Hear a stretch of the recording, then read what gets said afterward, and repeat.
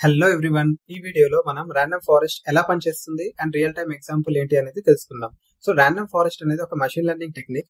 ఇందులో మెయిన్ గా random forest లో ఒక డేటాని తీసుకున్నట్లయితే ఆ డేటా సెట్ లో డిఫరెంట్ శాంపుల్స్ తీసుకుంటుంది. So for each and every sample కి ఒక డెసిషన్ ట్రీ అనేది క్రియేట్ చేసుకుంటుంది. So once decision trees create అయిన తర్వాత ఈచ్ అండ్ ఎవ్రీ శాంపుల్ కి డెసిషన్ ట్రీ అనేది ప్రిడిక్ట్ చేయడం స్టార్ట్ చేస్తుంది. సో ర్యాండమ్ ఫారెస్ట్ లో ఏమవుతుంది అంటే, మనం ఒక ప్రిడిక్షన్ చేయాలి అనుకుంటే majority of voting are majority of decision trees దేనికైతే ఓట్ చేస్తుందో దాన్ని మనం ఫైనల్ ప్రిడిక్షన్ గా కన్సిడర్ చేసుకుంటాం. సో మెయిన్ గా ఈ ర్యాండమ్ ఫారెస్ట్ అనేది classification problems and regression problems ని సాల్వ్ చేయడానికి యూజ్ చేస్తాం. సో క్లాసిఫికేషన్ ప్రాబ్లమ్ ఏం చేస్తుంది, అదేంటంటే కేటగరైజ్ చేసుకుంటుంది, ఎస్ ఆర్ నో అనేటువంటి ప్రిడిక్షన్స్ ని చేస్తుంది. అదే రిగ్రెషన్ ప్రాబ్లమ్ లో అయితే అది న్యూమరిక్ డేటాని ఫైండ్ అవుట్ చేస్తుంది, ప్రిడిక్ట్ చేస్తుంది. సో మెయిన్ గా ఈ classification problem and regression problem చేసుకున్నప్పుడు క్లాసిఫికేషన్ ప్రాబ్లమ్ లో మెజారిటీ ఆఫ్ డెసిషన్ ట్రీస్ దేనికైతే ఓట్ చేస్తుందో దానికి ఫైనల్ అవుట్పుట్ గా ప్రిడిక్ట్ చేస్తుంది. అదే మనకి రిగ్రెషన్ ప్రాబ్లమ్ లో చూసుకున్నట్లయితే అందులో యావరేజ్ తీసుకుంటుంది, యావరేజ్ తీసుకొని అందులో అవుట్పుట్ అనేది ప్రిడిక్ట్ చేస్తుంది.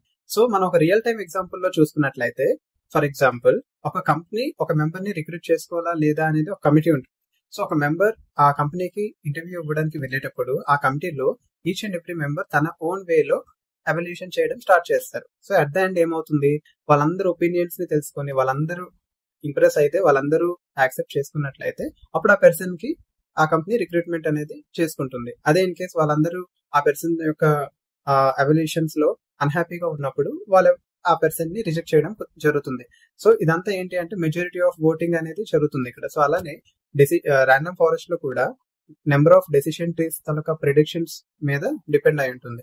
సో అన్ని నెంబర్ ఆఫ్ డెసిషన్ ట్రీస్ ఏవైతే ఉంటుందో అందులో మెజారిటీ ఓటింగ్ ఏదైతే ఉంటుందో దాని బేస్ మీద మనకి ప్రిడిక్షన్స్ అనేవి జరుగుతుంది అట్ ద ఎండ్. సో ఇలా మనకి ర్యాండమ్ ఫారెస్ట్ అనేది వర్క్ అవుతుంది. సో దీనివల్ల ఏంటి అంటే కాంప్లెక్స్ డేటా మీద యాక్యురసీ కూడా మనకి బెస్ట్ గా వస్తుంది అండ్ దాంట్లో ఏంటి అంటే ఓవర్ ఫిట్టింగ్ తగ్గుతుంది అండ్ ఇట్లా మన ఎన్నో బెనిఫిట్స్ అనేవి ఉంటుంది ర్యాండమ్ ఫారెస్ట్ యూజ్ చేయడం వల్ల.